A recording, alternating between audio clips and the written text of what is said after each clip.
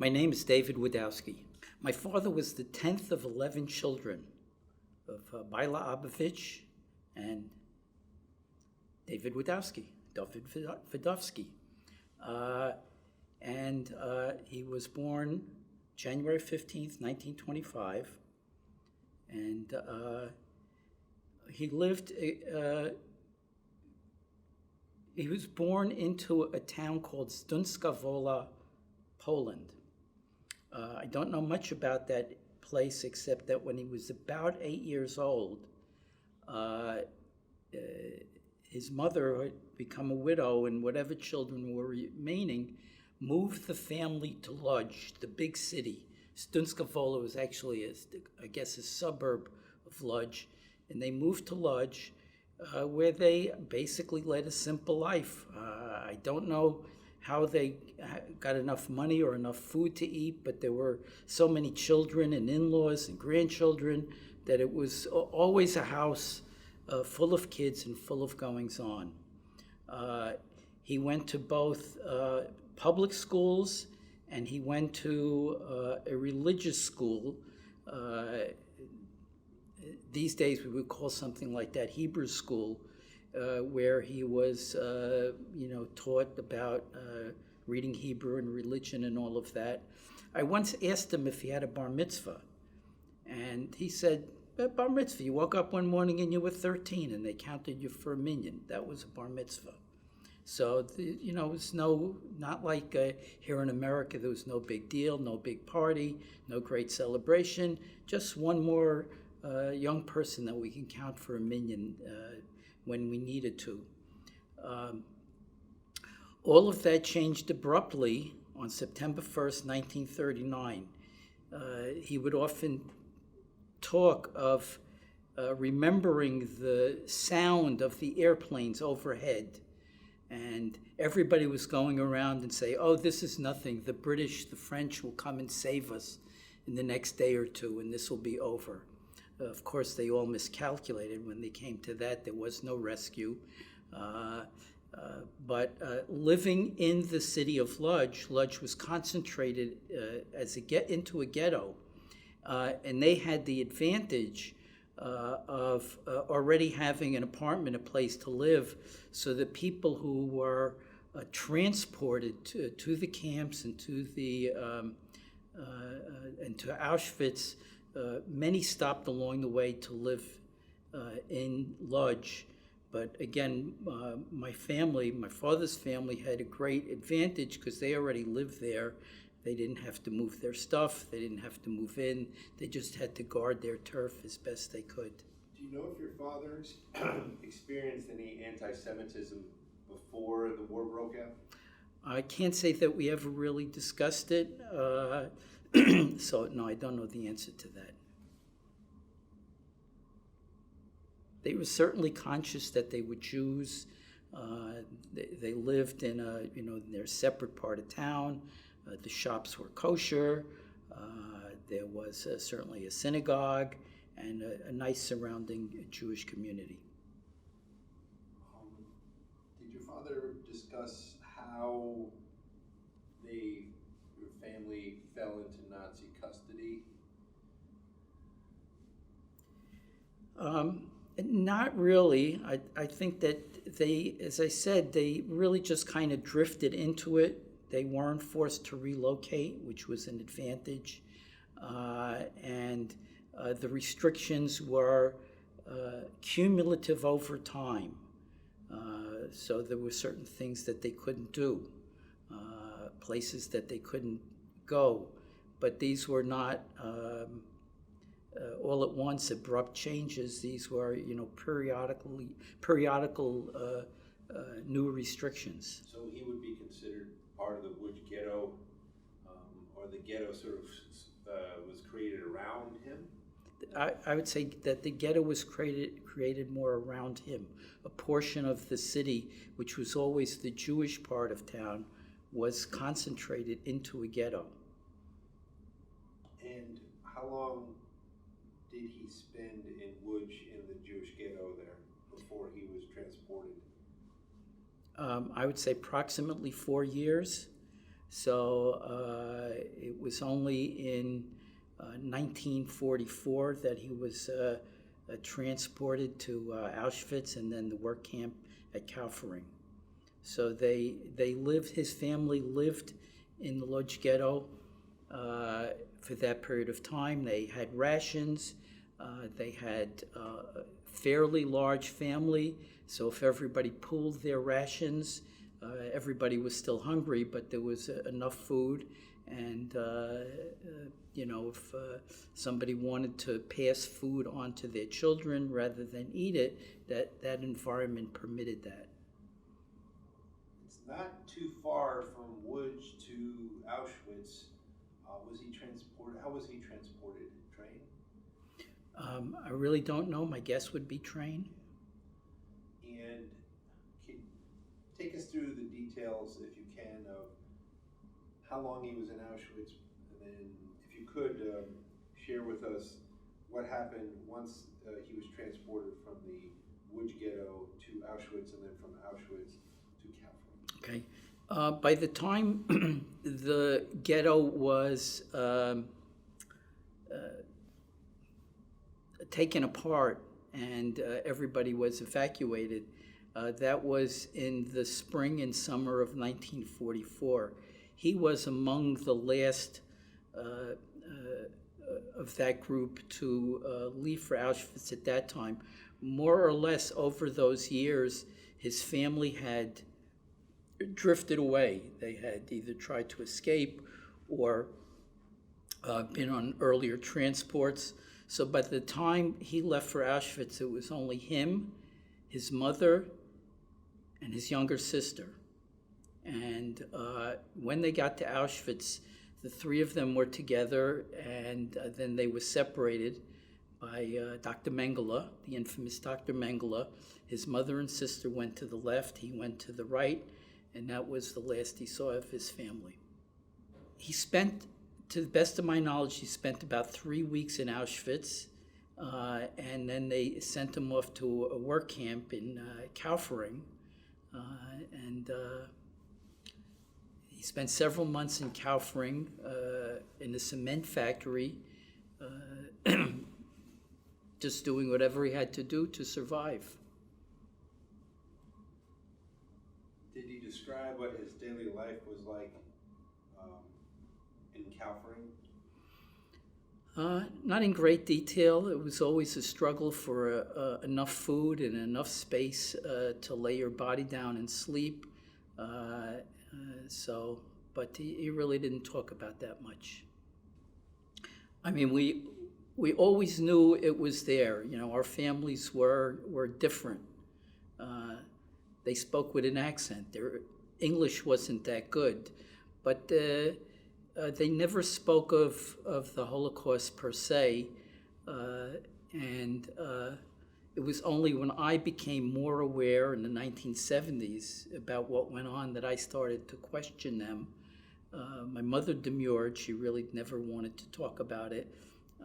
But my father was like, he was really like a spigot. He went from never saying a word to you couldn't get him to shut up. And he did talk a little bit about the cement factory, that the taste of cement was always in the air. All of the food that he ate tasted of cement. The water tasted of cement. And I believe that I've seen pictures where it shows that the barracks were primarily below ground. So, he didn't get much of a view of the outside world. Was he there when the Americans liberated the camp? I believe not. He was gone from Auschwitz. He was in the Kaufering camps, which were in another part of Germany. No, his story of his liberation, actually it occurred probably April 28th or 29th. He was on a train, of all things. He was on a train that was on its way to I don't know where, and the engine, the locomotive was bombed, and the train was disabled. and it was American forces. They pried the cattle cars open, and the way he used to tell the story was, first they waited for all of the bodies to fall out, and then once the bodies all fell out, they all jumped out of the train, and they ran away. And he ran. He spent one night, I believe he would say that he spent one night in a farmhouse with several of his other escapees. And then the next morning they encountered some American troops who then took control of them and brought them to a safe place. So he was among the first of that group to be liberated. When did your father meet your mother? Was it before the start of the Holocaust? No, it was actually after the war. Okay. It's a bit of an interesting story, sad, but with an interesting twist. My father had 10 siblings, one of whom was a sister, and the sister had a baby boy. And the baby was named David, of all things, named after the same person I was named after, because his sister, or I should say his brother-in-law, the Nazis killed his sister and the baby, but his brother-in-law escaped and survived the war. That's a different family and a different story, so I don't know much of the story there. But after the war, he had nobody except this one former brother-in-law, and they hung out together. And the story that they liked to tell was one day his brother-in-law came home and says, I found a beautiful woman for myself, and guess what? She has a sister. So come with me tomorrow, and I'll introduce you. And 3 weeks later, they were married. I guess they approved of one another. Well, you know, at that point, the options were few, but once you connected with the Yiddishkeit, the kind of environment that they grew up in, and my mother also grew up in Lodz. The families did not know one another. They did not even know of one another. It's kind of similar to, say, growing up in Queens and then meeting somebody who lives in Queens 5 miles away. They're a total stranger, even though geographically you would say, wow, you know, why didn't they meet on their own? So that's how he found his bride. So the great line in the family was always that that his brother-in-law was his brother-in-law twice. how was it on your father recovering from the Holocaust and moving on forward with his life? I think you have to make a decision at some point to move on with your life and accept where you are and move forward from there. And I think that's what they did. They made a desperate effort, and you read this in books, of trying to reach out and find family. Most of it unfruitful efforts, because the person you were seeking was not living, so they're not going to respond to any note you leave. So at some point, and those are kind of vague years between the end of the war in the middle of 1945 till they found themselves, my parents got married in 1947, so I guess for 2 years they kind of just drifted around the DP camp.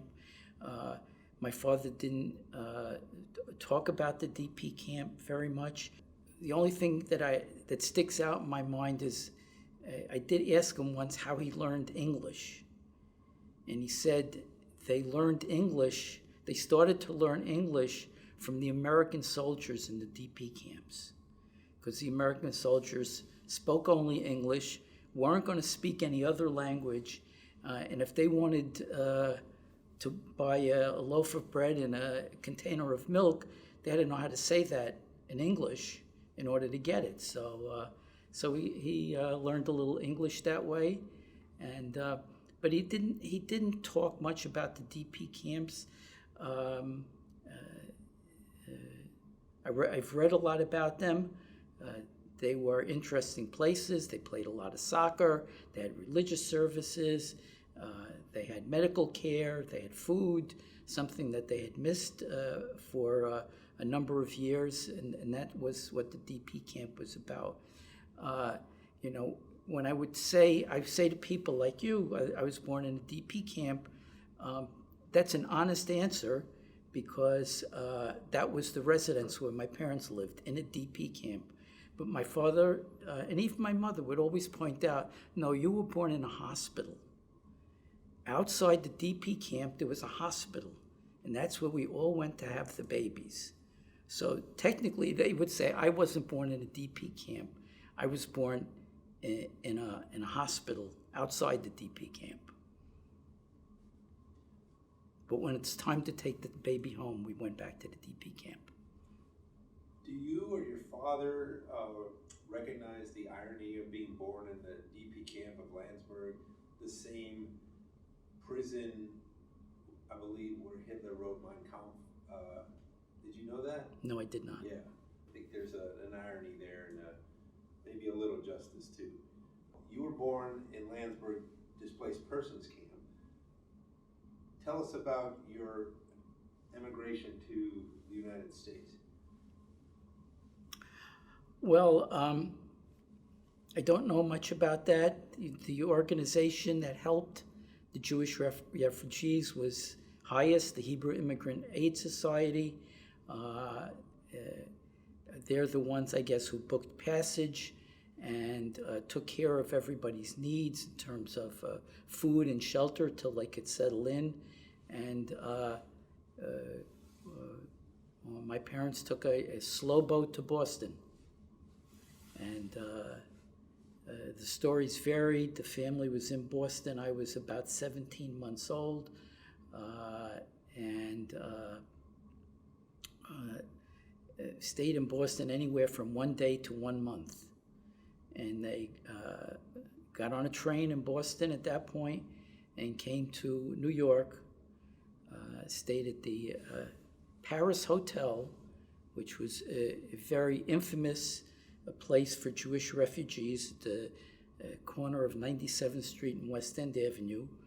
One of the great ironies in my life is, as I sit here today, I live a block away from the Paris Hotel. So anyway, they went to the Paris Hotel, and ultimately the same gentleman who was my father's brother-in-law twice, the previously mentioned brother-in-law, he had an aunt known as Tante Lily, Aunt Lily, and Aunt Lily sponsored them to get an apartment in the Bronx. So my parents and my mother's sister and my father's brother-in-law lived in the same apartment building in the Bronx from approximately 1950. My family moved out in 1952, and by then my father was established. He had a profession, he had a paycheck, he had a second baby on the way, and we moved to another part of town. Did your father ever speak about his attitudes towards Germans post-war, or did he ever reflect on what happened as you were growing up in America? No, he didn't share much of that with his children. They kind of just lived their lives. We lived in a community that was largely Jewish. The German part of town was elsewhere. So he did not really reflect on Germans and the way he lived at that time. The focus of life was family and synagogue. At what point did he decide to speak about his experience in the Holocaust and share his story? When did that change happen? I confronted him with it somewhere around 1976 or 77. I had on my own joined a group of children of survivors. The name of the group was The Generation After. And I started to go to meetings. And then I signed up for a lecture series at the City University with Holocaust scholars. And I educated myself largely about the Holocaust. And I guess one day I just asked my parents about it. And my mother never wanted to speak. My father was, I guess, hesitant at first, but once he got him going, he couldn't shut up. He would talk about everything. He would talk about, how little food they had. How if you got sick, the last place in the world you went to was the infirmary or the hospital, because those places killed you. I grew up believing that hospitals killed you, because that's all he would say. Never go to a hospital.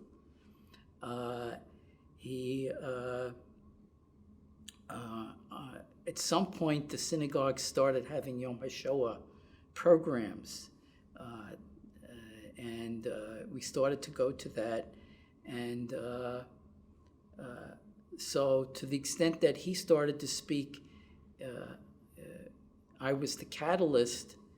And as I said, once he started talking, you couldn't stop him. He had so much to say. And to me, it was overwhelming between what I was getting from the academic stuff at CUNY and from listening to my parents. My brain was exploding. Because this is unbelievable stuff. Did your father ever discuss his attitudes or reflections about what people can do to fight anti-Semitism or authoritarianism? I think that his only resource there was his synagogue. That Jews have to stay united and fight this kind of stuff, and have leaders in the country that you can rely on. It was hard to imagine another Hitler emerging, but he emerged once and he can emerge again. Do you have a message that you would like to leave with the people watching this video? As the son of Holocaust survivors? Yes, I think the message is that we need to be always vigilant and call out any race hatred, anti-Semitism, and continually fight to get out the message that everybody deserves an opportunity to live their lives in peace and comfort. And I see you brought a picture. Would you like to share with us?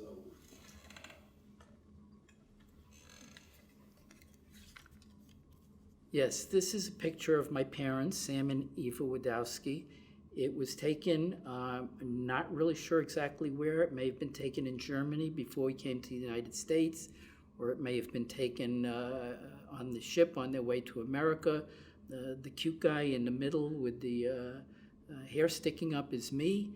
And this is pretty much the only artifact that I have that predates my American family experience.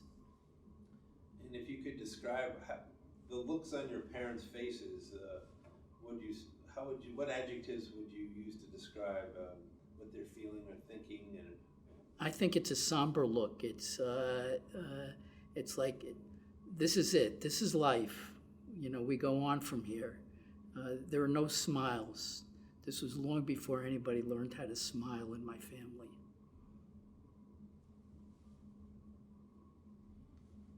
Is there anything else that we haven't covered that you would like to put on record or discuss? Yes, there are two things. One is that I was indeed named after both of my grandparents. And of course, you know, you never know where life is going to lead you. So when you have one baby, you don't know if there are other babies coming and what their gender will be. So I carried the burden of being named after both of my grandfathers for my whole life. And I kind of remember when that thought struck me 50 years ago, whenever. And all I could think to myself is, wow, both of my parents, when they looked at me growing up, were thinking of their fathers. So that's pretty heavy. The other thing I'd like to bring up, a brief story, a nice little happy ending story. I mentioned that my father was the only survivor of 11, and that is not entirely accurate. My father had one brother who ran away. That was the term that he always used. He ran away to Russia at the beginning of the war. And in 1965, 20 years after the war ended, my father and his brother found each other. His brother was living in Israel. He had gone back to Poland after the war. They kind of missed each other, don't know how. And in 1965, they found each other. The brother was living in Israel. My father was living in the United States. And within weeks, my father was on a plane going to Israel. Within months after that, my uncle reciprocated, and he came to visit his American family in America. And that kind of story had a little happier ending. And for a period of about 50 years, after that, my father and his brother spoke every Friday. Before the Sabbath, every Friday they spoke and checked in with one another. So that was one of the small miracles in my family. Do you sort of mimic that ritual with your own family of checking in, and do you think that got passed down a little bit to you? You know, I also have 3 sons, and I kind of passed off and they're all... Is one named David? No, we don't name after living people, so nobody's going to get David as long as I'm around. No, I kind of leave it to my wife to keep my kids in line. How old are your kids? They range in age from 24 to 37. They're young. Yeah.